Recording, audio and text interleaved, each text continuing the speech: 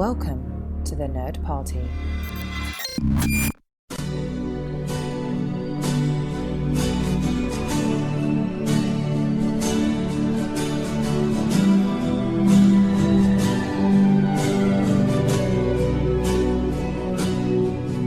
Hello and welcome to another episode of Missing Frames. This is the podcast where we watch all the movies we should have seen by this point in our lives. I'm your host, Shawn Eastridge. We're hanging out on the Nerd Party Network, a collection of podcasts dedicated to bringing you all things entertainment. Check us out at thenerdparty.com and make sure you're following us at Join Nerd Party on Twitter and at the Nerd Party on Facebook and Instagram. So today, my guest is none other than a dear friend of mine who has never ever been on the show, but has forever and ever been a part of my life, or I feel like it's been forever. And that gentleman is Shea Weekley. Shea, welcome to Missing Frames. How are you, sir? I'm great. Thank you so much, Shawn, for having me. Thank you so much for this. Is you. This is all you. You suggested this. I did. Are making this happen. I did. I've been a fan. I've been a fan of you since college, and I've been a fan of this show since you started doing it. I listened to quite a few episodes and reached out and was like, I wanted to know if there was a particular movie that you had seen, and you said that you had, and I thought, well, this is a great publicity grab for me, so let me go ahead and see what I can do. This is a great way to promote myself, exactly. So, and as long as I've known you, that's been the way you've done things. And that's how I operate. You've been nothing if not persistent and consistent. I think consistent was the right word, not persistent. You've been persistent in your consistence. Yeah, consistently persistent, persistently consistent. All this time. Now tell the good people at home the film you have chosen for us. So I have chosen Michael Mann's 1981 film Thief, which, as far as I can tell, is about a Neolithic taxidermist. Just judging by the title of the film. And neither of us have seen this. Neither of us have seen it. No, I'm a big Michael Mann fan, and it popped up somewhere in my feed along the way, and I thought I should see this. And then Shawn is usually my go-to for people who've seen everything, and I asked you if you had seen it, and I was honestly shocked. I was honestly genuinely surprised that you hadn't seen this film. So I'm really honestly thrilled for us to be able to see it around the same time and then talk about it. Yeah, you and me both. I feel like it's been a long time since we've watched a movie quote unquote together and just discussed what we saw. So this is going to be very exciting for us. For those of you at home, Shea and I have known each other, for since 14 years now. Yeah, since at least 2010. Wow. So it's been a long time. We went to film school together, and it's been a gay old time is how I describe it. I couldn't disagree with you more.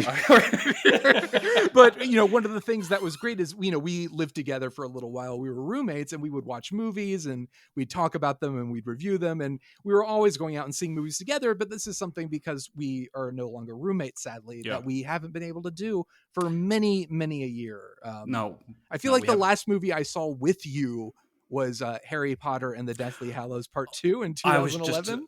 It was. That was exactly what I was literally about to say. You were actually the person who brought me into the Harry Potter franchise, both in the books and the movies. Growing up in the house that I did in the 90s, they were pretty verboten. So it wasn't until I got to college that I was able to explore that at all. And you were like, you lent me all the books. You had all the movies up till 5. And then we saw 6, 7, and 8 on opening nights for those 3 years of college. And a joy, a treat. It is. I love that series, and it's all thanks to you. So yeah, that was probably that is unfortunate that's the last film we saw together, but it really is. And introductions and introducing you to Harry Potter, you were actually, you didn't introduce me to Michael Mann, but you did introduce me to Heat. I just did a Heat episode with my wife, Sarah. I guess that was a few episodes ago. It was a while ago. I don't remember what the number was, but we just rewatched Heat. But you were the one who sat me down and made me watch Heat in the first place. By that point, I think I'd seen Collateral, and I don't think I'd seen any other Michael Mann films. And you were the one. I think I told this story on that episode, but you sat me down, and I was like, oh, that was who cares? Like Yeah, it was made boring. you was the optimal word there.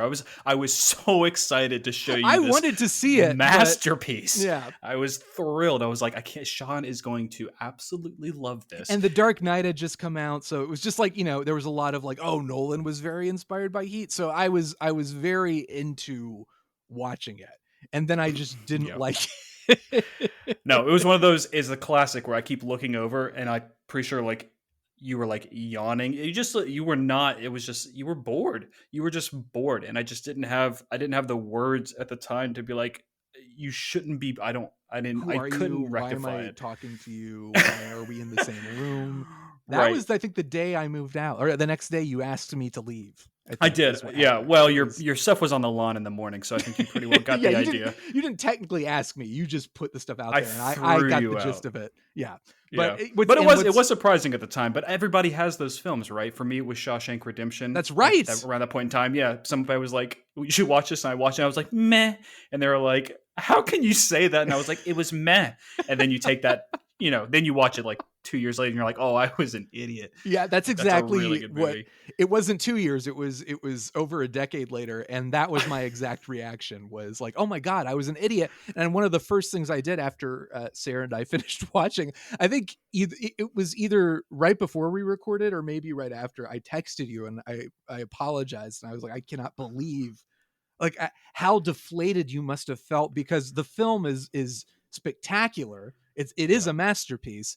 it And is. I was watching it with my wife and realizing like, oh my God, how could I have done that to Shea? It really it hurt me.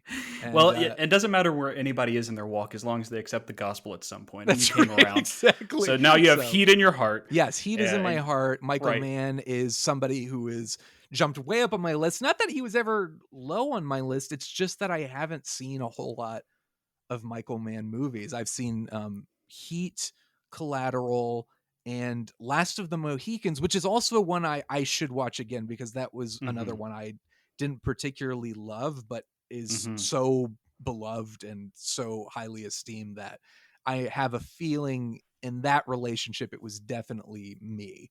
Um, what else? Possibly his stuff goes all over the place for me because it's you think Mann is one of those directors for me when you think you have him pegged, he zigs and a zag. Like to me, Heat has a lot in common with the other film. Honestly, I love Collateral probably even more than I love Heat, even though I understand that uh, critically Heat is like the film for him. But to Yeah. me, Collateral was the first film I saw, and it always stands out to me. But then there's Ali and Public Enemies. Oh, Ali, I saw Ali, but I saw it years ago. Like Uh I huh. saw it in theaters. So I was 14, 15, and I don't remember much of it except that Will Smith Right. was great. He absolutely was. But some of those don't really kind of stick in his style. Whereas then his lesser known film that I think is actually really a gem that I wish more people would see is The Insider with Al Pacino and Russell Mm. Crowe. Um, that's a really solid one that I don't think a lot of people have seen. And then of course Miami Vice with like Jamie Foxx and Colin Farrell from 2006, which I think a lot of people also forget was Michael Mann because it was just kind of out there. It's a thing. I don't Did know. you know that Michael Mann actually, I don't know if he was the showrunner or the guy who created the show, but he was actually involved with the TV show. I did not know Oh, that. no, I didn't Yeah. know that at all. Yeah, he because it's weird. It's like Miami Vice. Okay, I guess Michael Mann, but he was either like their go-to director or he had some involvement where I think he might have created it. Now I want to know for sure, but I remember looking it up and being like, "Wait a second, I had no idea." Um, yeah, it No, I was didn't know that at all. created by Anthony Yurkovich and produced by Michael Mann for NBC. So he, it is Oh, a okay. really weird connect the dots moment. It's because I had the same reaction. I think many people who didn't know had, which is like, oh, I guess Michael Mann is making those. It was in a period of time where that was happening a lot. Those like old TV shows were being updated and brought to That's true. theaters. So it just felt like another one of those, and it felt weird that Michael Mann would want to be involved. It makes a lot more sense when you realize he had already been involved. So there you go. Yeah, it does. That does make more sense. That was kind of his span there, that 2006, 2009, where it was like, coming off of Collateral, I was just thrilled to, go see Miami Vice, and that was kind of a letdown, and then Public Enemies as well. Yeah. And A I bit didn't of a even letdown see for that. me. Yeah. So Collateral, Ali, Heat, and Last of the Mohicans. And Thief, for a lot of people, like you said, this is kind of his first, I think it's his first film, or at least, yeah, it's his feature film debut. He Yep. wrote it and directed it, and James Caan is in it. James Caan? Can? Caan? There are two A's, and it throws me off. And I don't know if Yeah. that's an excuse. I always did the con. I'll be Yeah. honest. I was always a con man. As a Star Trek fan, I tend to lean towards Towards Caan in Caan, general. So let's just say James Caan. Sure. And someone out there can yell at us if we're wrong. But Mhm. yeah, Thief is one that, like you, I see it constantly. As a devoted Criterion Collection fan, Right. I think they post about this almost daily, because I feel like I see that, like, the iconic photos of Yes. James Caan just like posing and looking Yeah. badass. Thief and Marnie, they constantly Yeah, post. yeah. And a friend of mine who I used to work with, Daniel, he's a big Michael Mann fan, and he has been trying to get me to watch Thief for a little while as well. So I really do not know much else about it other than that, and the fact that I am excited by it, because I do feel like I'm in this revival of, like, oh yeah, Michael Mann, like, Heat's amazing. I was so dead wrong about that, and I need to watch more from him. And And that's yeah, and this seems to be the thing that started it all. It's the thing. I haven't seen also some of his other earlier stuff that came out, like Manhunter or yeah, The Keep, yeah. which And were his. Manhunter was the first Hannibal Lecter movie. Yes, with Brian Cox, right? Cox. That's right. Yes, he is Yep, Hannibal Lecter. that's right.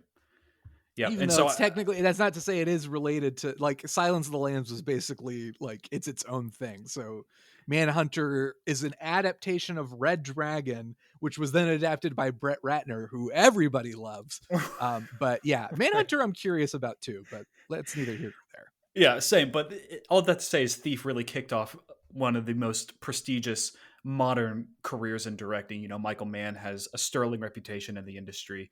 Even recently, I enjoyed his series. I know he only directed one episode, but Tokyo Vice was quite good as well. Mm. And I've been a fan of the way that he directs style and tone, and his willingness to embrace new technology as one of the first adopters of digital cinema. Was very refreshing, even though he was leaning against so many people working in digital cinema to get it to look just like film. And he was one of the few directors to say, no, let's just embrace it for what it is, and Yeah. lean into the digital side with early Thompson Viper systems on Collateral and Public Enemies, where it looks like it was shot on like a 3CCD like Sony camera from 1985.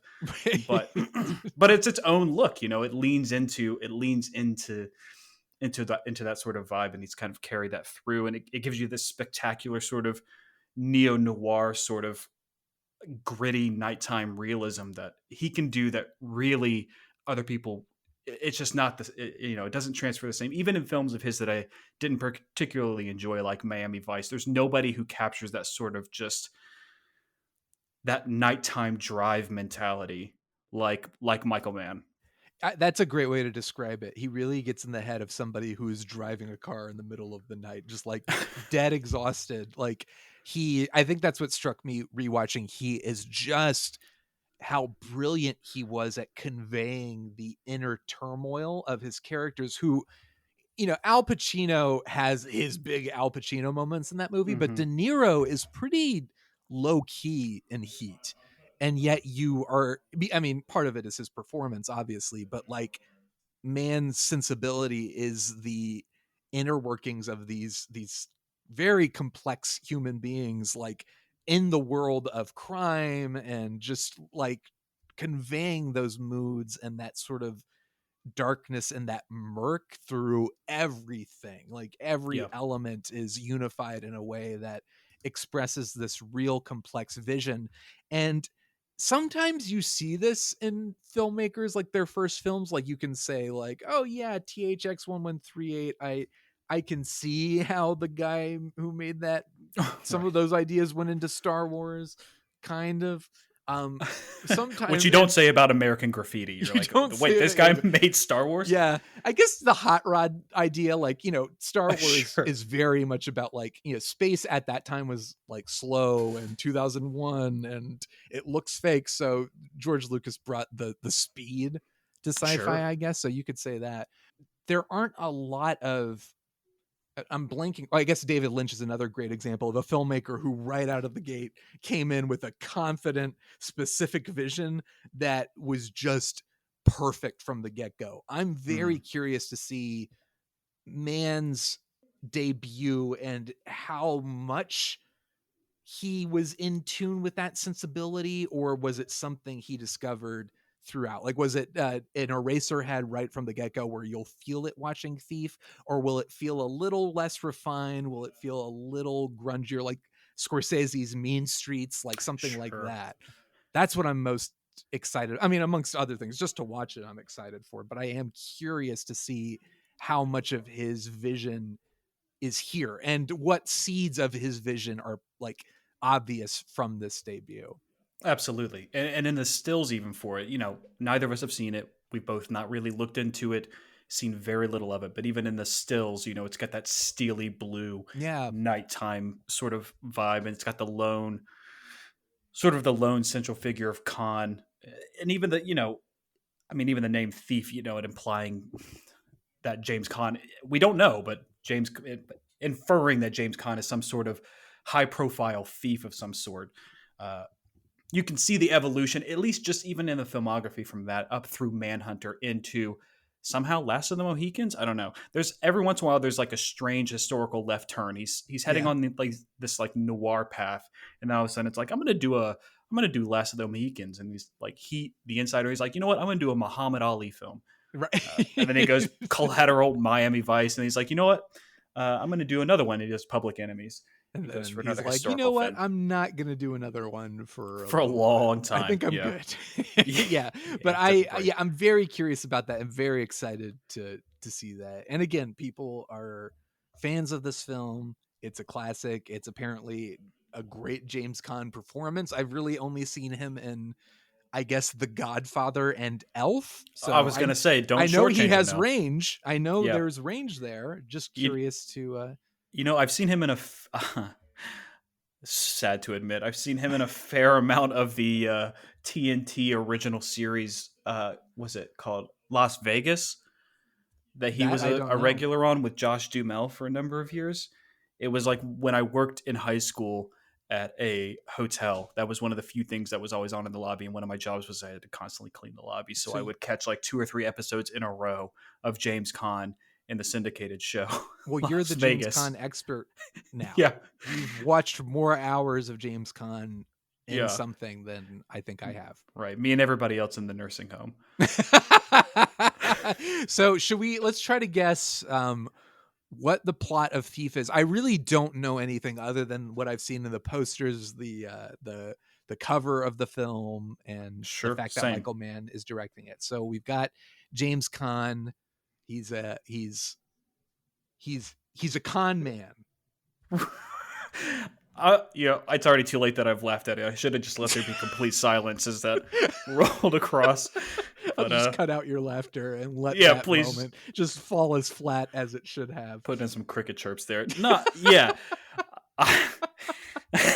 I think, you know what I think? I think this is going to be maybe the proto De Niro character in Sure. That, Heat. yeah. I think it'll be the thief who's very good at what he does, but is like on the cusp of wanting to get out. Like he doesn't want to do this anymore. Just the imagery of him being alone and lonesome in these starkly lit alleyways. Like I feel like it'll be that kind of thing. The guy who wants to get out, but they keep pulling him back in. I can see that, and he is a little Sorkin-y in that way, right? He writes a lot of characters who are really, really, really good at what they do in very Right. specific ways. Sorkin's talked about how he loves. You see it a lot in his earlier works as well, but loving to see people who are and fascinated by people who are just excellent at their jobs. And I think he does a lot of that as well. And so my take is that Caan is a thief, a high profile thief who's hired to do a job. And I have not seen anything, so this is completely way off. Hired to do a job, and he steals something, and then he gets involved in something that's way over his head. He's pulled into the middle of something between two people. He realizes what he has and that he can't turn it over. And then he's caught between the people that he stole from and the people that he owes the thing to. And there's a woman. I was gonna say, there's got to be a woman in there somewhere, and the woman, it's either he meets her right as this heist or whatever it is, this job is kicking off, and the things are happening in parallel, where it's like, oh, the life of normalcy, domesticated life. Like I can maybe this is the life I want. Again, I don't know why, I just feel like there's a De Niro vibe in here of there has to be him, one last job. And it's not just Heat, obviously. Like that's a classic, like the guy who is ready to get out of that world, but then the tragedy is he can't. He is that world. He is that criminal, and it's the tragedy is he ends up getting shot or whatever at the end. But I think there will be a woman in here. I wonder how involved she is. Like, is she a daughter of the family he has to rob? Will we get that melodramatic? Like, is she a part of a crime family? He's getting involved. It's like a Romeo Juliet situation where he's getting involved with the wrong woman, the woman who's like, you can't get involved with her because she's so-and-so's sister or wife or something or other. Like, I feel like that's going to be... It could be that, or it's the woman who says, we have a good thing together, but I'm not going to be with you while this is going on. Yes. You got to give it up. And he's like, babe, just one more job. And then one more job. Exactly. Yep. And then that one more job is the one that ends everything. And he can't, because he's you know what he is? What is he? He's a thief. Oh my God. He's a thief. He's a thief. Yeah, and a con man. He's a con man and a thief. Yeah. My favorite. Or a cane man, favorite. whichever. Clearly Michael Mann's favorite too. Yeah, Michael Mann. Michael Mann and James Caan, and in the film Thief, which from 1981, which I am very excited now to watch. I say let's go do it. Let's do it. Let's do it. We'll be back, and stay tuned.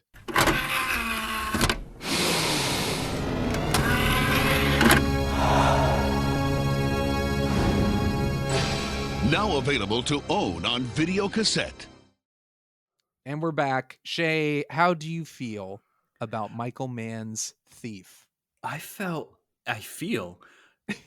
exhilarated. I just feel. The movie I just feel. I feel exhilarated. And honestly, I feel we did a really, really good job ahead of time guessing what was going to happen in this movie. We definitely did. I will say I was pleasantly surprised at the things that didn't fall according to our plot predictions. I did not expect him to already kind of be at the breaking point of his relationship, the romantic relationship. I think you and I both thought it was going to be very similar to Heat in that it's like, oh, he meets her and we go through the entire course of this new relationship. But it was kind of like they'd been seeing each other already, and the movie really starts like it kind of kicks off with an argument, like a intense argument between them, and then he decides, like, he makes the decision to let her into his life. He lets her in on the fact that he is indeed a thief. So I was like, oh well, that's a nice twist that we didn't necessarily start with, like, oh, we have to watch him invite her out and they go to dinner and they get to know each other and they court one another. That's the G-rated way of saying it. But I did appreciate that, and and again, we both predicted it was going to be the thief with a heart of gold who just wants to get out of the business. He did. He wanted out. I mean, but his character is a brass tacks character, right? That guy gets down to brass tacks. There's no small talk with this guy. Yeah. He wants to know what's the deal, what's going on. Let's just cut it out. He's a professional. He is a professional. But I'm curious. You said heart of gold. Now, I wouldn't describe this character. I don't think he's a good person at all. No, maybe I exaggerated a little bit. Yeah, you can see how he's traumatized. He was raised in a state home. You learn that through the film, and you're like, oh, okay, yeah, I get that. Mm. I'm seeing that by the way that you're treating everybody around you. He's a racist. Yes, yeah. He's a violent criminal racist. Is the main character of this film, and boy, is he compelling to watch. Yes. I mean, that's really James Caan is every bit as magnetic as sort of people had mentioned him being in this film, and you can certainly see. I mean, he is kind of the glue for a lot of these scenes. He's just got this sort of like raw power that sort of emanates from every frame that he's on screen, really. Absolutely. I completely agree. I think he really is, like, in terms of the strongest elements of the film, it's him. It's the cinematography, the direction, like everything technically is I don't remember if we talked about, I can't remember if we talked about it in part one, like the filmmakers who have great debuts right out of the gate. I don't know if we recorded that or if that was just us chatting. Might have been just chatting off the record, but this is such a confident debut, and he directed TV movies and I'm sure you know, television here and there, but this, as far as the mood of a Michael Mann film, as far as what you expect from a Michael Mann film, it's all there and it's all powerful. But you know, James Caan, his performance certainly is the most compelling story aspect, as it should be. I mean, he's the main character, sure, but everything around him feels a little stock in terms of like everything else just isn't quite as compelling as he is. He is by far the triple A quality in this movie, and everybody else is kind of there to sort of admire his brilliance. Yeah, right, exactly. No, you're not wrong. Like Belushi, for those who don't know, Jim Belushi has a co-starring role in this, which I did not know or realize until I saw. This was his first movie. Oh, I didn't know that either. I mean, and he does a good job. He does a very admirable job playing basically a henchman or a sidekick, an associate who's the buddy. He's like the lovable sidekick, right? Agreeable, reliable, and expendable. Yes. And I love I when I was watching the film and taking notes, the shot of they've pulled off their amazing heist and they're celebrating at the beach, and it just pans up. It's James Caan walking out of the water, and I'm like, oh yeah, baby. And we see shirtless James Caan, and I am into it. And then the very next shot is shirtless Jim Belushi getting out of the way. I immediately cold bucket of water. No offense, Mr. Belushi, but compared to James Caan, it was just it that hit me hard. But it was, and then a follow-up shot of him tackling a woman into the surf.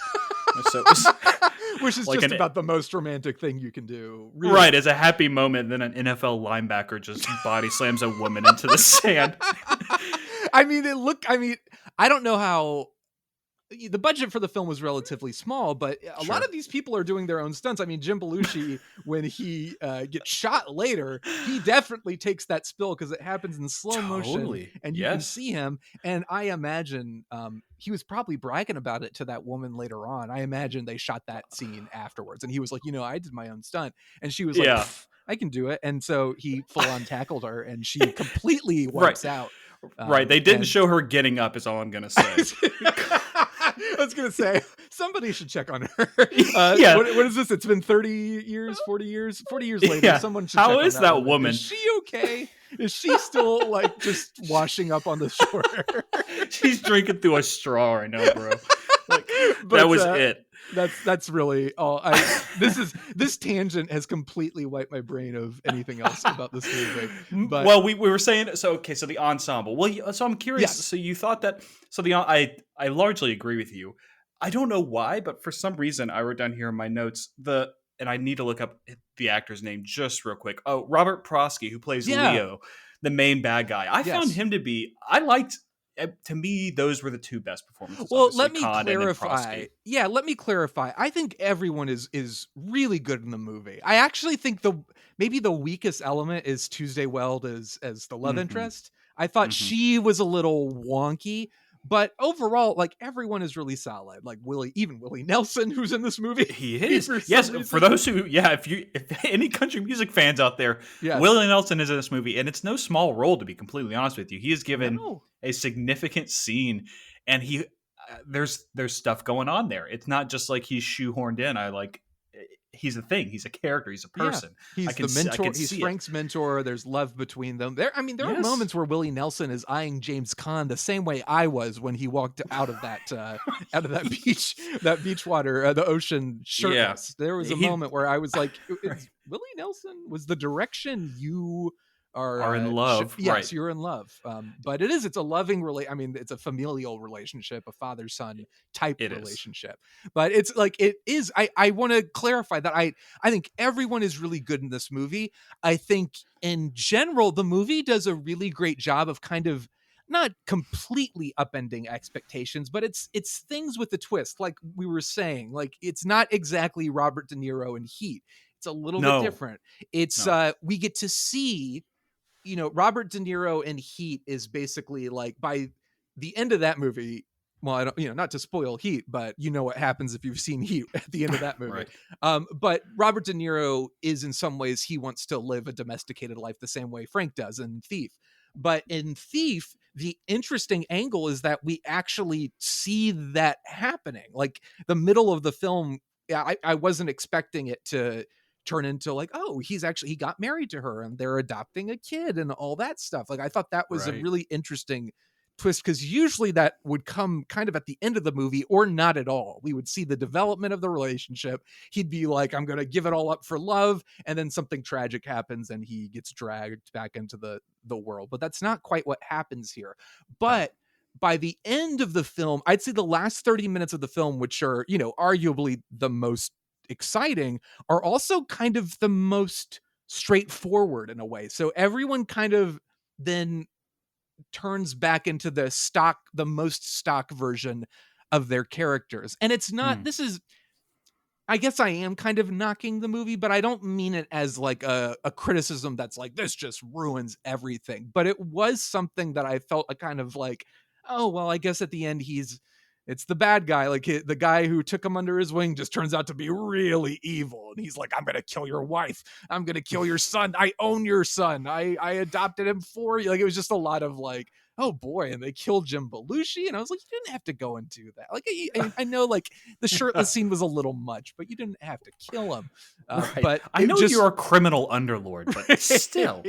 The last 30 minutes were almost like in mini form, the movie. It was almost like its own inciting incident, its own twist, its own climax, and it felt a little bit more play by play. Like, all right, James Caan's got to go and kill everybody. Though it felt a little stock, and it's not like I wanted the movie to end that way, but in some ways I was kind of like, oh, all right, I guess that's it.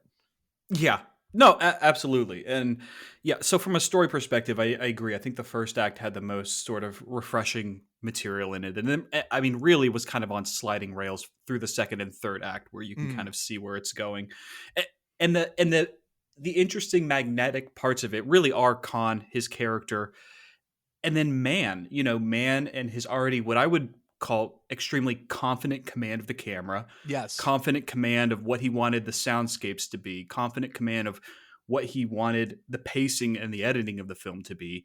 You can already see, again, talking about confident debuts, this has to be, it's not top of the top, but it's up there, and it's extremely strong debut. It feels there's no question this is a Michael Mann film. It's like, oh wow. So right from the get-go, as you said, he had such command over what his vision is. His sound, I made a note. I wanted to talk with you about, so Tangerine Dream, right, Yes. provided the soundtrack for this film. But the way he uses sound overall as well, for instance, the scene where he's towards the end where they're welding their way through. Yeah. And it's just a cacophony, an unrelenting cacophony of just, I don't want to say welding sounds, but the torch, acetylene torch just hewing its way through this steel door. And you can't make it. He realized he couldn't make it brief, and he had to make it just overwhelming. And it was, but it gets the point through. And he's always used audio to such excellent effect in all of his films, and you can see that starting here. The music is overcranked, the sound effects are overcranked, but not just wantonly. It's very purposeful. I still can niggle a little bit sometimes with the way that he mixes his dialogue. Some of it I think I is was low gonna say budgetness, but did it feel a little bit like the dialogue was on the lower side? yeah, I felt like I was watching a Nolan film, to be I was honest, for gonna a little say bit of it. Nolan But takes everything from Mann. He owes Mann everything all the way down to the yeah, sound mix. what he didn't realize is Mann didn't have any money Yeah, probably on that film. It's that's like the you're problem. taking you've got the wrong takeaway, my friend. That's But exactly it. But but you're absolutely right. And to the antithesis of that, the scene where Khan is breaking into the guy's home and it's mhm. just completely quiet as he's sneaking around. He's searching for what's his name, That's a Leo, great point. Yes, going through the house, and it's all the sound is practically cut out. it And is. it ramps up the intensity, but it is just it goes to show that, man, that could have been a like Tangerine Dream coming in with the guitar solos. Like, it could have been like the badass, like, yeah, Frank is wrecking house, but it Right. really, like, he is in that moment. He wants us, the audience, to be in that moment and really feeling the intensity of it. Mhm. And it's phenomenal. And I mean, from the first shot, the Yeah. movie, when I think Michael Mann, we talked about it a little bit, is you think about that kind of that mood, that kind of the darkness and the neon and the fluorescence, and you think Mhm. about like everything that is on display in the first shot of this movie. It was really like an immediate thing. It's just, Frank gets into a car, they drive off, and it's just like this beautiful shot, rain-soaked streets, and just Yeah. beautiful, like, lights and colors. And it feels immediately, again, like you just know you're watching a Michael Mann movie. You do. Just heavy, right? Heavy, distorted synth just rattling your skull from the first frame. And like, I watched this movie and I was like, oh, okay, I see where Drive came from Oh, 2010. Nicholas absolutely, Winding Refn. I was like, 100%. this had to be one of the biggest reference films for Refn when he made Drive. Like, I mean, the tone, the music, the editing style, like the choice of like, I was like, this is this is I mean, if I didn't know any better, you could have probably intercut some of those shots into Drive, and I would have been none the wiser. Yeah, I felt exactly the same way. Down to, like, the protagonist who, obviously Frank is a little more talkative than Ryan Gosling's character, but Mm-hmm. like that same sort of stoic professional, like, doesn't typically let his emotions get the better of him. Like, he has some freakouts. He freaks out in the car when he's arguing with the girlfriend. He Right. freaks out when they're trying to adopt the baby and the woman is just giving them crap. So he has these little outbursts, but in general, he's pretty collected. I think one of the most incredible moments, apparently this was improvised, this was not supposed to happen, and the doctor's reaction is Oh yeah. real, but it's when he's like, do you need anything? Or he's like, I'm so sorry. And Khan just kind of stares at him and doesn't respond. And they have this intense moment where they're sort of looking at each other. The I don't know if it was a real doctor or just an actor, but whoever it was, he did not like, he was genuinely terrified because that was not what was supposed to happen. Apparently that was not what was scripted. But Oh, that Khan makes felt like, he's like, I just felt like I had to sort of stare at him in that moment. So the look of fear on the doctor's face is sincere. Like, he doesn't know what's happening. And there is a oh my feeling God. of, like, you almost feel like Frank is going to lose it I thought he again. was. Yep. I Yeah. thought he was gonna break that guy in half. Is what I Exactly. thought But was gonna happen. so while it's more emotional, I think, like in Drive, the outbursts of violence are very quick and very sudden. And in Mhm. general, he's kind of stoic throughout. And it's a little different, but it does feel like a similar protagonist in a similar world, kind of trying to do a similar thing, like wanting a family, wanting to get out, wanting to protect this family, but ultimately having to murder some peeps. Well, and it's similar in a lot. I think that's what I also want to speak with you about a little bit is Man and his protagonists with a code. Mm. Like from Heat, from Collateral. Again, I haven't seen Manhunter, admittedly. From his Dillinger film. Well, even I can't man, I remember. mean, you can just assume Hannibal Lecter. Like Hannibal Right. Lecter is a character with a code. Like he Mhm. is horrible. He's a horrible person, and the code is twisted. But he has a way about him. He has an efficiency, a professionalism. All these characters that man examines and encounters and kind of delves the depths of their psyches. Like they all feel like like you said, they all have a code.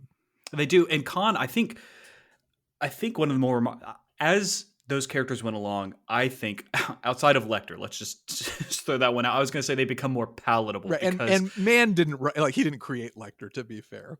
that's true. He didn't, and he this was also adapted from a book. Now, Mann That's did true, write the yeah. screenplay as well, and I think that a lot of this character was brought to life by Mann and obviously Khan together, Yeah. working in tandem. But going back to what we said, it's not even like Khan's character is lightly racist or like he is a full Right. blown like probably criminal domestic abusive racist, Yes. and somehow you still find yourself wanting to root for him in some ways, and in Yeah. many ways that's still one of the movie's more remarkable feats is like this guy in any other movie would be the antagonist.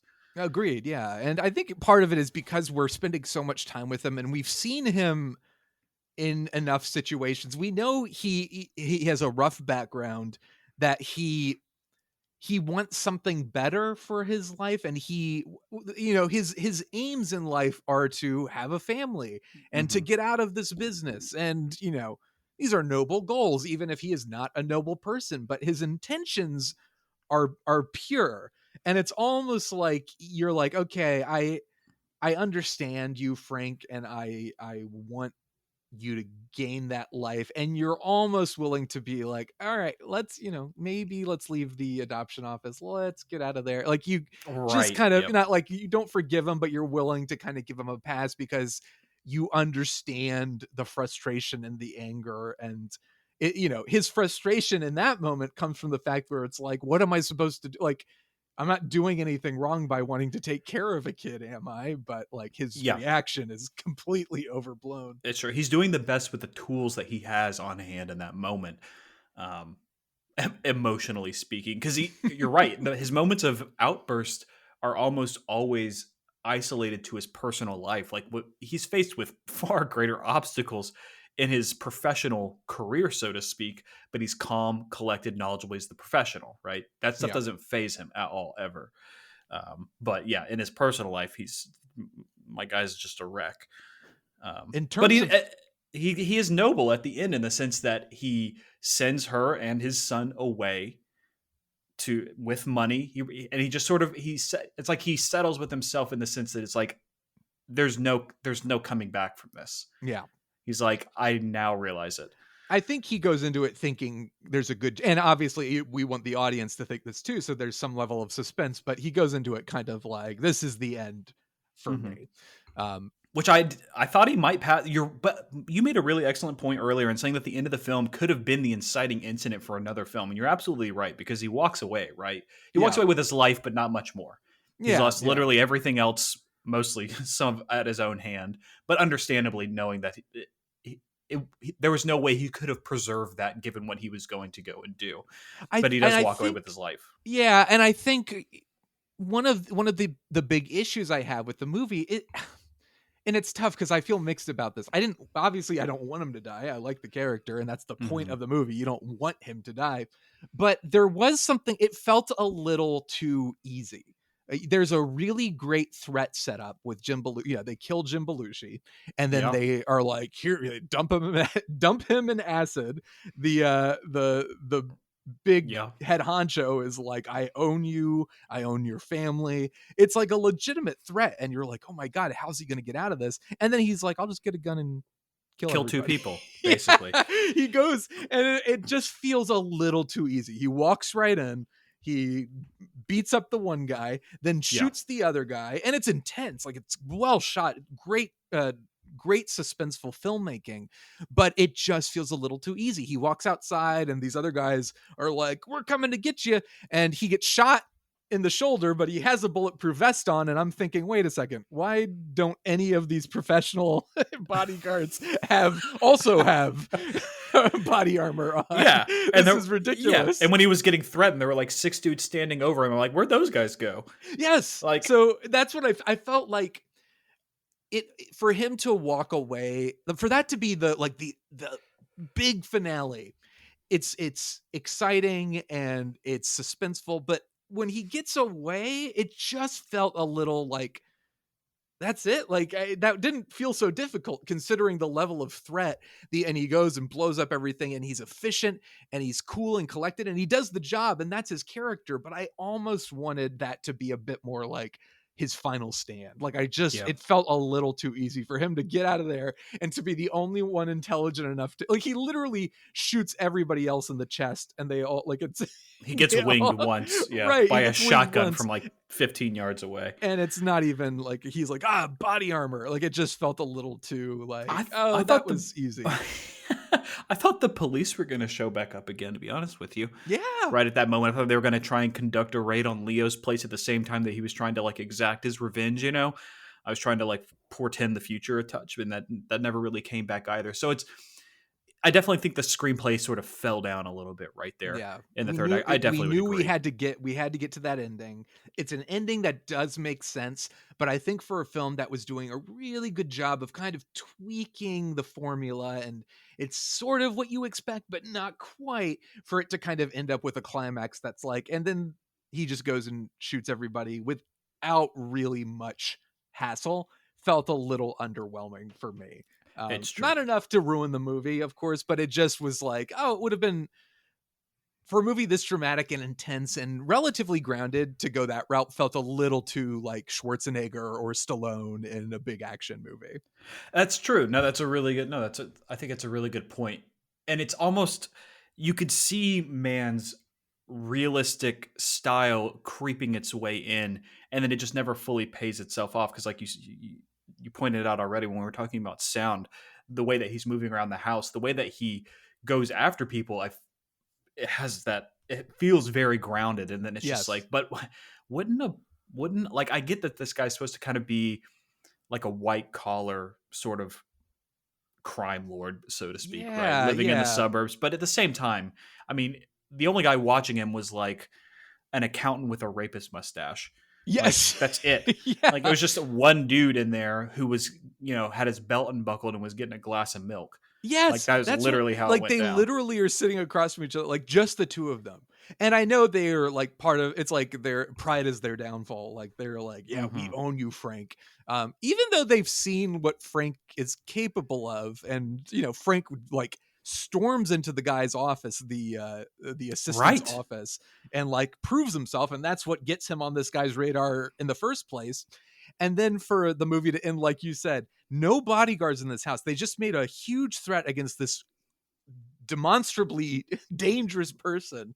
And then like later that night, they're just like, whatever. We killed his best friend, but we're fine. We don't need any extra security. Where were those bodyguards? Like, they just run, like, they're like, oh crap. And they're running up to the house after the two people inside are already dead. I'm not trying to like pick this movie and be like, oh, plot holes, but it felt a little like, really? This big crime lord who has so much money and is so tough and had more henchmen with him when Frank was like beaten up and bloodied and couldn't see straight than he does when it's like, oh, there's a chance this guy might come and kill you. It just felt again, it felt too easy, and it's okay, but it undermines, I think, the effectiveness of that ending, and that you want there to be a sense of like emotional sacrifice, like a real sense of like he has to go out swinging, but it just felt a little bit like, oh, he goes out swinging, but he's really like, it's a one hit KO in round one of the fight, and that's it. He walks away unscathed. So he does. So it was a bit of a squib right there at the ending, but it was even that was direct. It had such directorial panache that even as it was happening, I was like, I'm along for this ride. I just wish that there was maybe in the script something different was happening. But having just rewatched Heat and the just frankly stunning gunfight and robbery, like the heist sequence, and the gunfight, like, just, there are a few action sequences that are that effective and fantastic in cinema. Sure.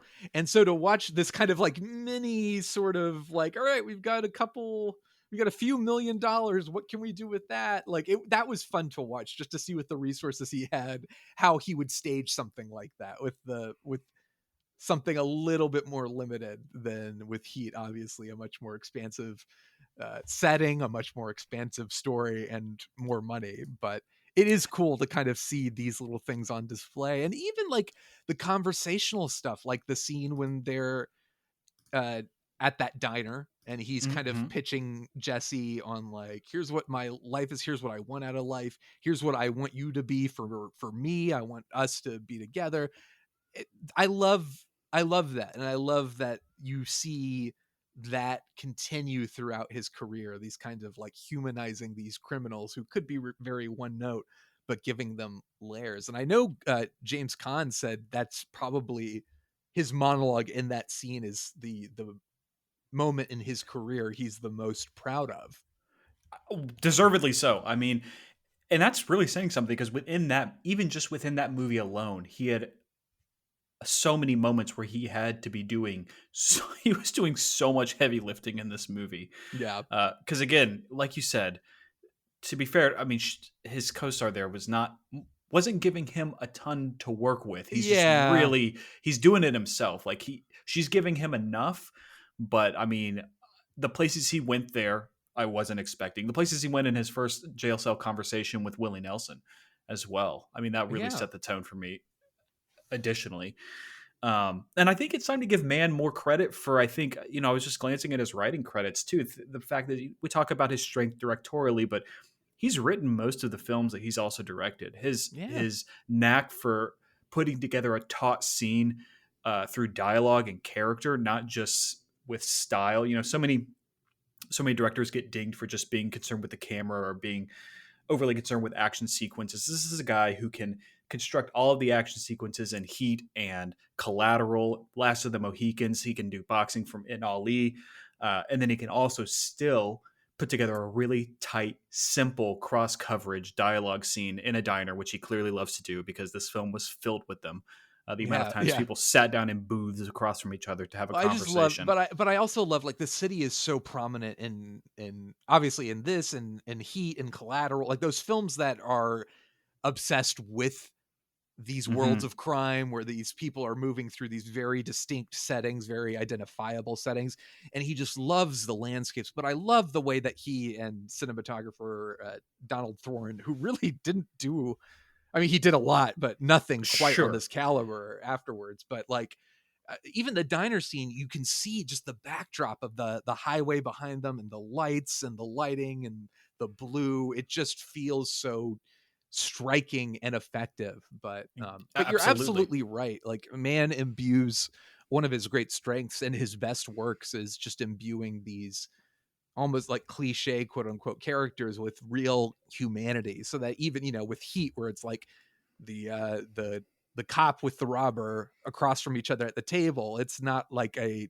stock conversation, it's Yeah. a very human moment within this film that I think that's something Mann does throughout his career, is just kind of he tweaks he knows what your expectations are, and he just tweaks a little bit enough so that you feel satisfied and you can't quite call what's going to happen next, even though And you that's kind of yes. can. You kind of can, but in the moment, from a character, if you Yeah, if you aren't quite sure what a character is going to do from moment to moment, that's enough. Even people talk about story a lot, and I know you and I, Shawn, we've done some dabbling in writing, and I know even from that perspective, from the analytical perspective, a lot of weight these days gets put on story, as yeah, it should. I mean, there's stories get recycled all the time, but even from a character point of view, if you're this story is not revolutionary. However, because the mhm, character of Frank is so fascinating and you truly don't know how he's going to handle each moment to moment, or each yeah, passing situation, it makes it feel fresh and exciting and daring and like anything could happen, because you really don't know this guy. And he has that whole monologue about how in prison he learned just to not care. And I'm obviously abbreviating. James Caan did it much better than I did. But no, you know, were good. You were that- good too. You were almost on that level. I could have given him a line reading. But you believe he's so convincing in that moment that you believe his character that the character's telling the truth about themselves. And so from moment to moment, if you put a person who truly doesn't care, as I think, if we're talking about the connection between Nolan and Mann and The Dark Knight and Heat, you've got a character in the Joker who truly doesn't care from moment to moment and is sort of chaotic. Caan sort of assumes a soft position there with that, where he had to, in order to survive in prison, adopt a position mentally where he let go of any care about what happened to himself, his bodily form, or the people around him, just so that he could stay sane. And then, so within the film, when I was watching it, the beats were playing out familiarly, but he, in the way that he was reacting to those beats, still felt fresh. Yeah, and I think it's for that reason.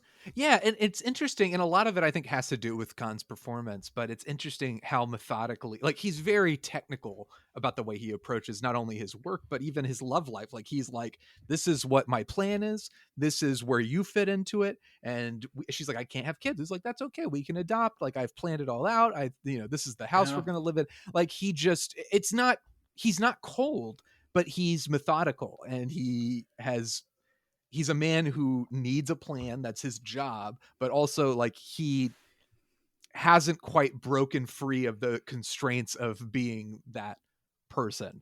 And he approaches things in a way that is so methodical that sometimes it ends up hurting him. Like, I think when he sends his wife away and the baby away, and there's a level of ambiguousness there, because you do feel it's like, well, he walked away, he should be going after her, right? And we don't know.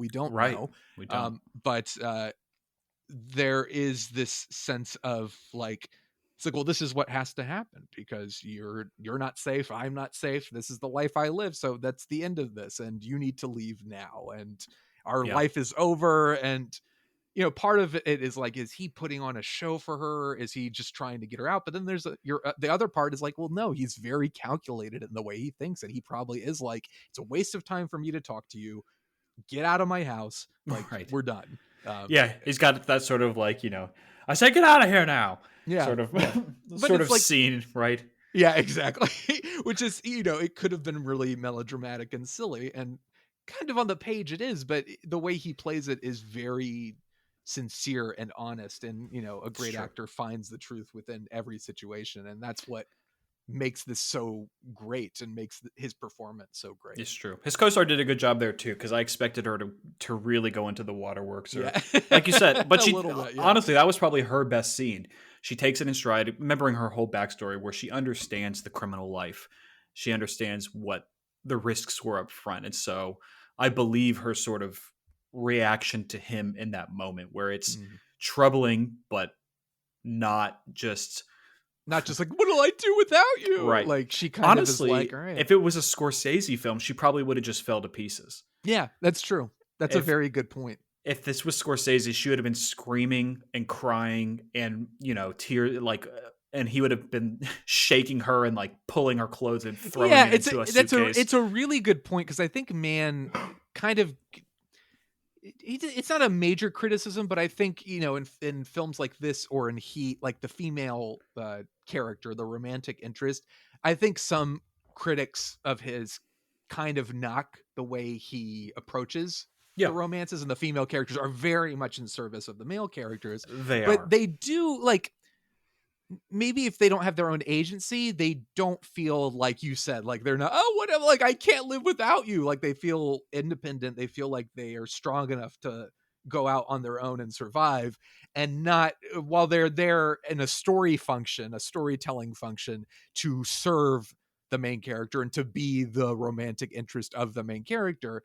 He does write them relatively well. Like, and the way they behave is not necessarily what you would expect in the woman in the crime movie, who all the tough guys, and she's just going to be that nagging, annoying, like, it's not really that. It's like, they're very, I guess, they're thoughtful and reasonable. Right? Yeah. It's like, like you said, she doesn't sit around crying. She's kind of like, all right, I'll get the baby. I got to get out of here. And it's the same way in Heat. That woman kind of, Yes. I can't remember her name, but it is that same sort of, she feels like she has her own agency and is making her own decisions. And I don't know. I think that's something he kind of gets a bad rep for, but I've only seen a few of his films, and It's true. No, I mean, I see what they're saying, and it's not, it's the a argument thing, isn't but, wrong. Like, I get it. right. But it's not right. It's not like, yeah. it's not the wrong, caricatures, but it's not right. right. The caricatures could be way worse. I'm not going to do any Yes. impressions, obviously, but yeah, it could really go off the rails, and he does give them more agency. Goodfellas. We know. Right. No, so to Tuesday Weld's credit, in that scene, she does a good job walking the line between someone who's genuinely heartbroken, but also understands time is of the essence, and I'll have time to mourn this moment later. Right. I can't do that right now, and I can't understand it fully, but I understand enough to know that this is it. And I and the only reason he shouts at her, I think, in that scene is to sort of just shake her from just a little bit of a stupor. Yeah, the shock of it, really, like, just like, to process that, it's a lot of information to take in, and to like, oh, my life is over. Like, it's I have to start all over, and without the person I love, and what is going on. So it's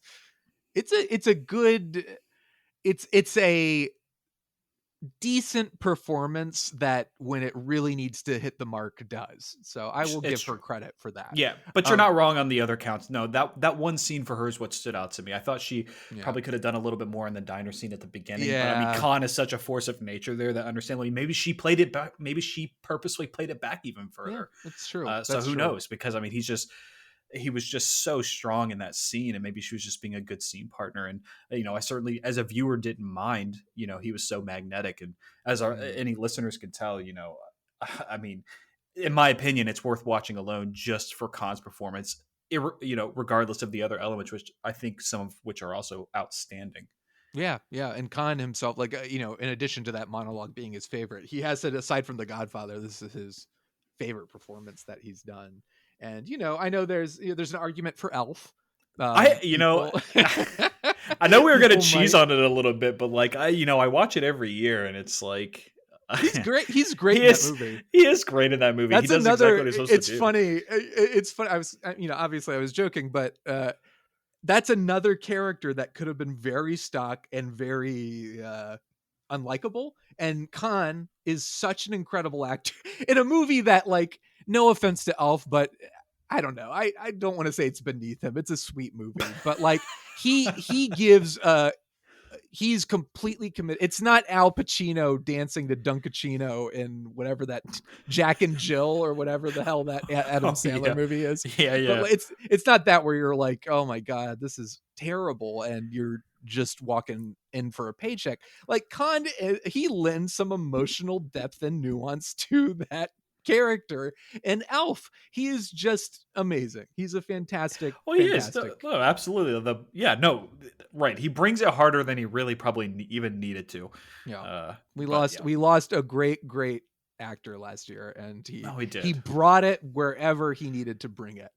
Something else I want, we talked a bit about the effectiveness of setting, the way Michael Mann really does a great job creating the worlds that that his characters embody. But in addition to that, something else that I think this film was noted for at the time, and something is present in all of Mann's films, is the level of technical detail in terms of the robberies. Yeah. Well, there's point, almost a level of like, oh, this is a how-to if you want to learn how to become a professional thief and be relatively successful. Here's some good information for you. And I know he consulted with thieves. The guy who played one of he the consulted police, with thieves. Yes, they what were a line. Yes, he consulted with thieves, and they were. That sounds like a Bible verse, like and man consulted with thieves. But like, he consulted with like reformed thieves, and they were even in the movie. One of the police officers is played by one of the major consultants on the film. I think it was John Santucci. He was one of the sergeants. Oh, okay. So there's the attention to detail is incredible, and part of it speaks to the character of Frank. He's brilliant at his job, extremely efficient, but the actors legitimately, like, they're drilling into actual safes with actual drills. It's not staged. They learned how to do it. And it's just incredible, the attention to detail. Because again, it Mann does such a great job of this. The world is completely believable. And I think that's what, when the story kind of falters, it kind of feels a little more obvious. To your point, you're really invested in the film because we've done such a great job creating the believable world, that when we start to lean into the cliches and the obvious, it's like, wait a second. No. You're almost Right. less forgiving. But I just wanted to call that out because I thought that was so cool that they actually are legitimately using these I tools did see. I didn't know that, but I mean, I completely and fully believe that. There was nothing there that would have made me think otherwise. You and know. the shot of, like, when he drill the opening robbery, drills the hole, and then the camera goes into the hole so you can Yep. see the lock that needs to be broken. It's Yep. and I love David Fincher, but I think David Fincher early in his career really had something to prove. Understandably, his first movie was Alien 3, so he had a lot of Yeah. to prove, or he felt he did. So there's a lot of, like, very, like, I'm thinking of Panic Room, like That's exactly. Yep. the Totally. moving through each room, and it's very fancy and stuff. It's like, there's a temptation to do those kinds of shots all the time, but Mann does not. That Even was this it. early on, he just, like, that's a cool shot, and there are plenty of cool shots in the movie, but not too many that call that kind of attention to themselves. No, and it was extremely useful. I would say necessary to Yes. understand what it was his next move was going to be, right? Because then after that he sticks the pick in there and then hammers the mechanism out. Yeah. I wouldn't have understood what he was doing had that shot not been there. And so it was probably an extremely necessary shot. So it had double marks, pulling double duty of each, just being rad and also being extremely useful in verbal language and helping the audience understand what is he doing and why. All those technical details. So no, I mean, Mann's never accused of being sloppy when it comes to attention to detail. Yes. And you can see that here. I mean, again, extremely strong debut from a revered director. He comes out, it looks like a Mann film, feels like a Mann film.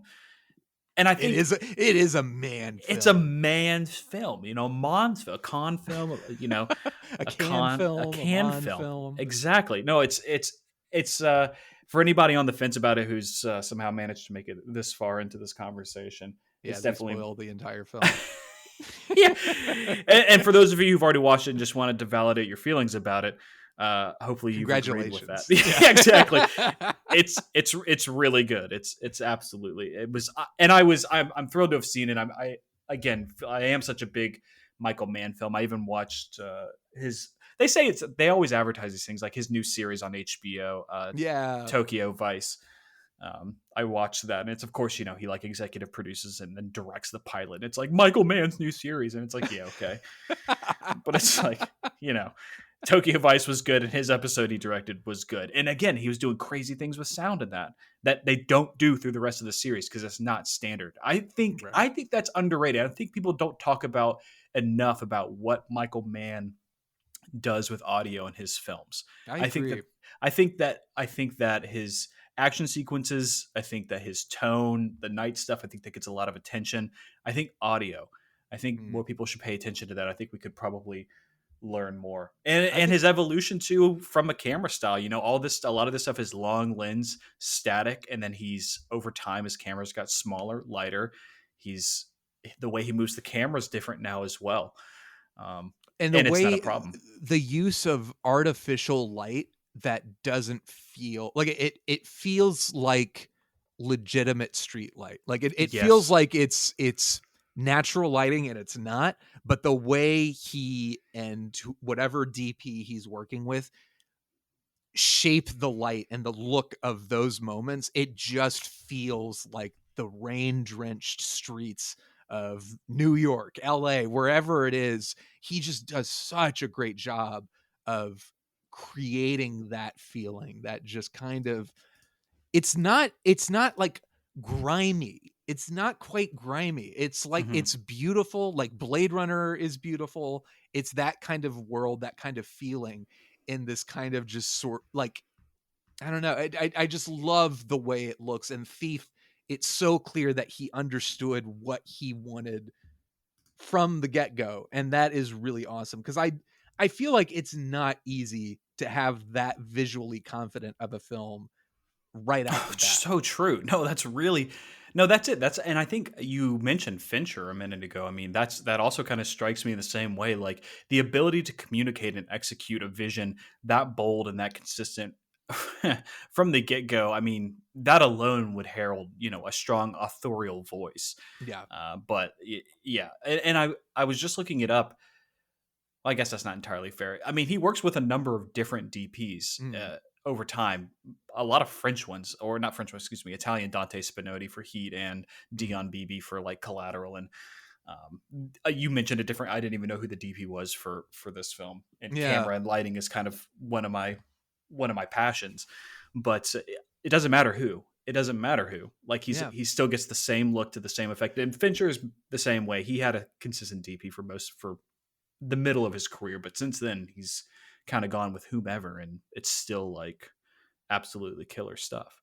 I feel like I don't know how rare that is. There are filmmakers that you like, David Lynch, Wes Anderson. It doesn't matter so much who they're working with. You will know that Hmm. it is one of their films, but that is a really good point. I didn't realize Mann kind of cycled through cinematographers. I knew he hadn't worked with Donald Thorne, who did this one again, but it's very, I'm always impressed by a director where regardless of the DP they're working with, it's, it just goes to show you there are directors who really say, all right, DP, you're calling the shots. Like, I want you Hmm. to tell me where we're setting up and this and that. And not to say that he doesn't do that, but a lot of times there are directors who are like, I will focus on the actors and what's happening within the frame, and I want you, the cinematographer, to help focus on the Sure. frame itself. But And that's with very this, it's valid. like it's a Mann film through and through, and all his films are that. And the DP is more like one of the many tools that he has in his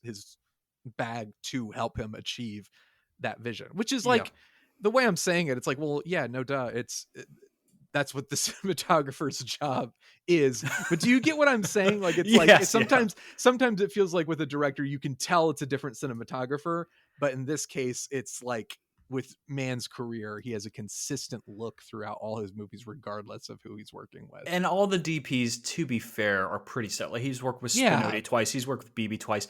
He worked with Emmanuel Lubezki on Ali. It's like Yeah. these guys also like they're also world class artists of their own. But to that point, they are submitting themselves to his vision, and he's clearly making it clear, right? It's not Yeah. like I'm thinking a filmmaker I'm thinking of who does an excellent job, but doesn't have a real thumbprint in the same way.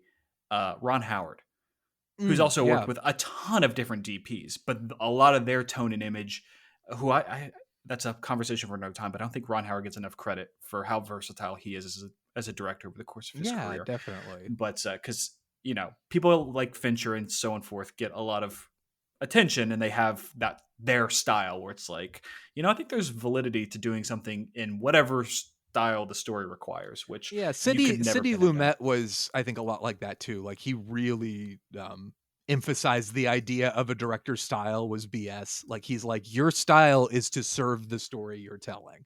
Sure. And Lumet was, again, made some of the great 12 Angry Men, Dog Day Afternoon, like some of the Yeah. greatest films of all time, and was very much in service of whatever story he was telling. I mean, he directed The Wiz, like the the musical, like the adaptation of that. Like, it's Yep. just, his career is also all over the place. I feel like he and Ron Howard are kind of a type, like they're that It's true. version of directing. There's There's a validity workmanship there across the too. board. Yeah, There's there's a you workmanship. exactly, workmanship, recognizing the story and putting the story first. However, it is always delightful when you get a Michael Mann or a Stanley Kubrick or like that, even Christopher Nolan. I will fully give him props for like Sure. specific distinctive vision that is wholly their own. Yeah. And very just it Thief is a movie like a lot of Michael Mann's best films that just makes you delight in cinema. Like, it's like, this is a guy who understands what the art form is capable of and is going all out. And it's really thrilling to see him, even from the get-go, having that understanding and playing around with it and having fun and seeing, like, not testing the limits, but really, like, it's like, it feels like this is a complete it is a intelligent cinematic vision.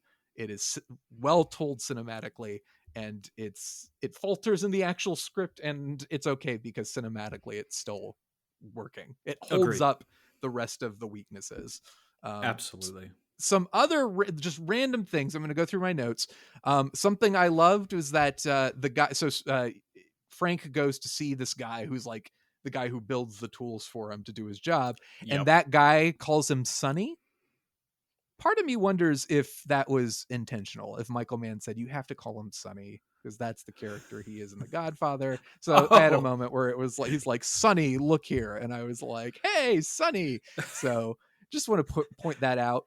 What else? Oh yeah, Willie Nelson. I thought this might have been my least favorite scene, minus the exchange with the doctor afterwards. But when he goes to see Willie Nelson and he's like, hey, you look good, man, and Willie Nelson's like, yeah, and then he just happens to die.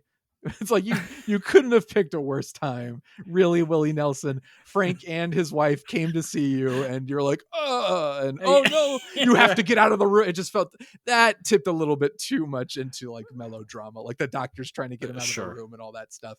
Yeah. And then my final note that I love, moment that I love, the old lady in Leo's house, who I don't know if she was a maid when she or looks his up wife. from the TV. Yeah, that was such a great, again, Mann finds these very human, he imbues his films with human moments, even though they're very stylized. And that felt like just such a small, hilarious moment that could have been cut, but it is just so good. She just looks up at him and is like, oh boy, here we go again, and just goes back to watching her show. I love And the shot so Polanski, like from Caan's point of view through like the kitchen arch. Like you only see maybe from her shoulders up. Yes. But the whole rest of the room, it's very portraiture. And like, yes, she looks from the TV to Caan and then just back to the TV. Like whatever's about to happen is going to happen. Can't miss my stories. So is there anything else you want to point out before we wrap things up that you think we haven't talked about?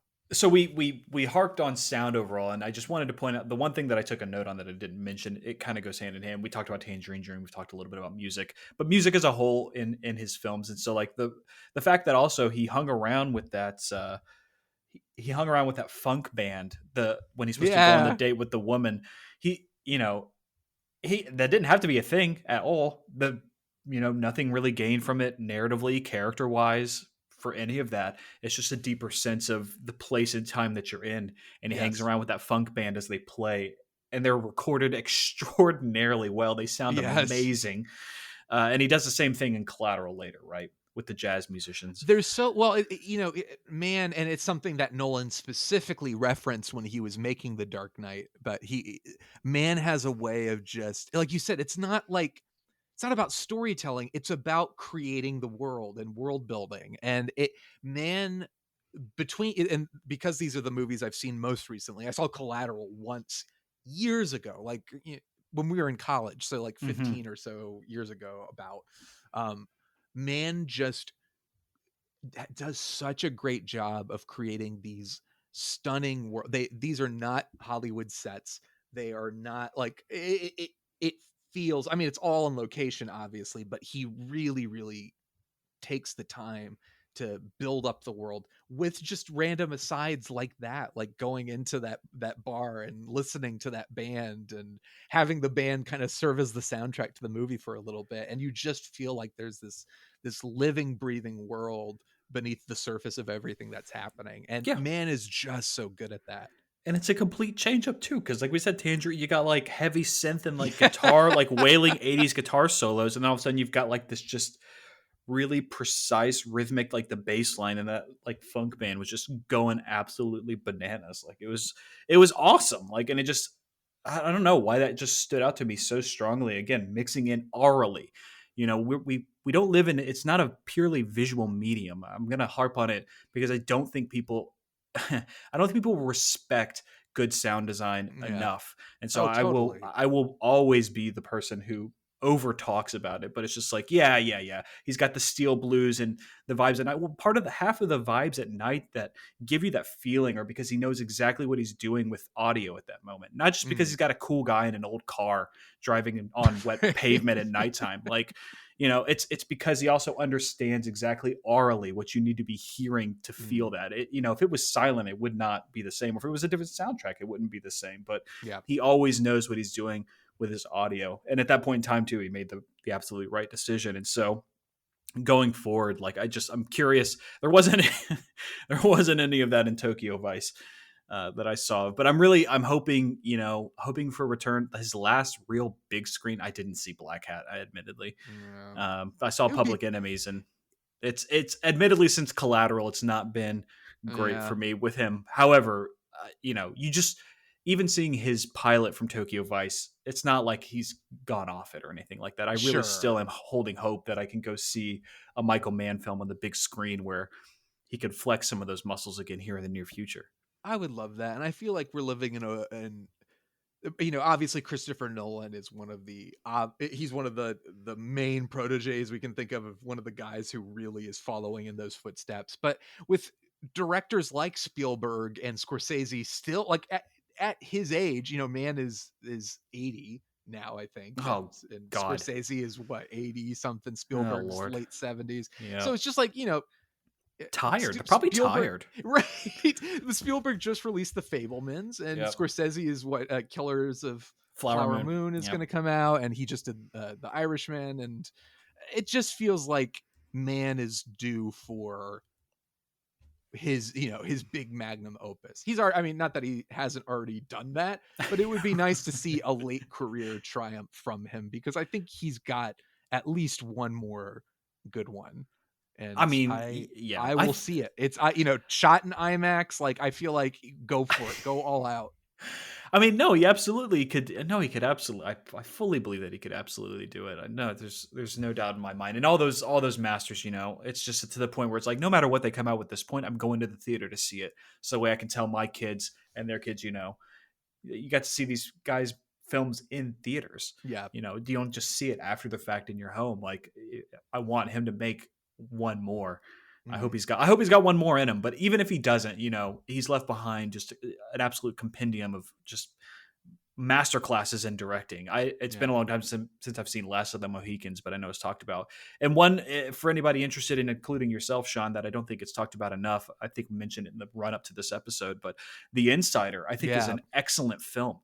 Al Pacino and Russell Crowe, 1999. He did it right after Heat, and obviously it's not going to get the same attention because it's between Heat and Ali. I think we did make that joke last time. Yeah. Tough place let's make it again. Yeah, Heat and Ali. Yeah, like a rock and a hard place between Heat and Ali.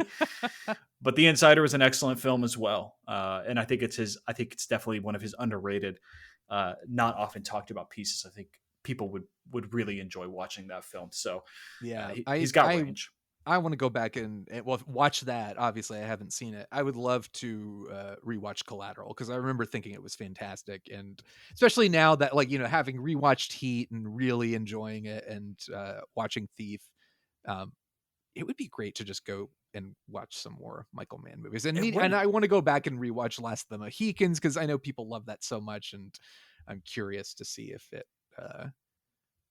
I don't remember. Change my mind. I know I don't remember anything. Nothing about it, but it's got Daniel Day-Lewis, and right. I mean, why not? Well, that's all you got to say. It's got Daniel Day-Lewis. That's all you really need to know about it. But yeah, no, it's so yeah. In conclusion, for me, there, I mean, this was a great film and one of the stronger directorial debuts I've seen, and an all-time performance from James Caan. Yeah. If you're a Caan fan, I mean, there's no way you haven't already seen it. But yeah, Thief was extremely strong. a great way to spend. It's about 2 hours run length and time. Yeah. I thoroughly enjoyed my time, and it makes me want to go. His next two I haven't seen, but I've heard about. The Keep and Manhunter. It just makes me want to see what is the progression that leads this dude, to Last of the Mohicans and then Heat. Yeah, absolutely. I feel the same way. So, all right. Well, let's give it our final ratings. I think on a scale from 1 to 5, 5 being the highest, 1 being the lowest, how many bulletproof vests that sadly the Leo's henchmen were missing in the film? How many would you give Thief? Can we do points as far as like blank point blank? Yes, you can mix in like 3.7 is probably what I Yes. would give it, like a 3.7. How many D flawless 3-carat rings? Oh yeah, dude. Yeah, he whipped that. He whipped that line out so fast. I shook my head. I was like, oh, he said a thing. Yeah, exactly. I had to look it up because I was like, what was that? All right, I'll give it. Yeah, I'll say 4, like solid 4. Nice. So, yeah, very, very good. Completely agree. It's a strong debut, one of the strongest I've seen. So it was a blast, and I'm glad we got to chat about it. Yeah, same, Shawn. We spent too many hours talking about movies that nobody could ever listen to in college, and so now we have to subject them to. Well, I figure if you've got a platform, and I enjoy talking about movies, and I'm going to watch these movies by myself all alone, I might as well at least have somebody I love to be able to talk with it about it. Isn't that what life's really about? I think so. Absolutely. Well, Shea, thank you again so much for taking the time to hang out with me and chat this movie. We're going into the social media plug section of the show. Is there anywhere where people should find you on the interweb? I'm on Instagram as my name, but that's just about it. Nobody's encouraged to follow me there unless they want film stills on Do you have a Letterboxd? I do, but I don't hardly use it. Do you have a Letterboxd? I have a Letterboxd, and I highly recommend using it. It is a blast. They do not sponsor this show, and they absolutely should, because they are missing out. So much credit for being wonderful. So my Letterboxd, if you are not yet following me, is ShawnDoorman05. My Twitter is @YayShawnDoorman. I don't love Twitter, but I'll respond if you say hi to me. And I want to see some Michael Mann, some rankings. Some Michael Mann rankings would be nice. Where does Thief rank in his filmography for the people out there listening? That's a great question. Why didn't we do that on this episode? We should have. I mean, it's still going. We could. Could you whip it out real quick for the ones you've seen? Well, I'll whip it out, but we can also talk about the filmography. This is a family-friendly show. The first one's fine for me. I think. I don't know. I mean, I need to see more. I feel like I can't do a fair ranking. This is probably the one I'd rank the lowest, but I haven't seen Public Enemies or the ones that are actually not good. But like, no offense to you, Michael Mann. Yeah, sorry, Johnny Depp, and all the many Public Enemy stands out there. Yeah, right. Yeah. It's a good movie, but I obviously Heat is my number one, and Collateral was amazing. And yeah, that's fair. Yeah. So I've seen Thief, I've seen Heat, I've seen The Insider, I've seen Ali, I've seen Collateral, I've seen Miami Vice, and Public Enemies. I would probably go top to bottom for me favorites. I know that it's his masterpiece, but as far as rewatchability for me, and when it arrived in my life, I actually favor Collateral. Wow! All right. I know. I mean, it's a great movie. I don't think I could debate anybody objectively that Heat is the better film, but for what it means to me and where I was on my sort of just movie journey at that point, like I just love Collateral. So I would say Collateral, Heat, The Insider, Thief, Ali, Miami Vice, Public Enemies. All right. Wait, did you say Last of the Mohicans? Oh, I didn't see. It's been so long since I've watched that. I really couldn't. I mean, I was probably 12 or 13 when I saw Last of the Mohicans on TNT. I need to rewatch that. I need to rewatch Ali, and I need to rewatch Collateral. But all of these things will happen. We will not make you, listener, sit and. I'm curious what other people think. I'm curious. Yeah, I would love to hear some more ranking. So please tweet me @YayShawnDoorman. And again, you can rank movies and filmographies on Letterboxd. So get on that and let the world know. Let the Lord hear your voice. Thank you again, Shea, for joining me. You're welcome. Thank you everybody for listening. We will see you at the movies.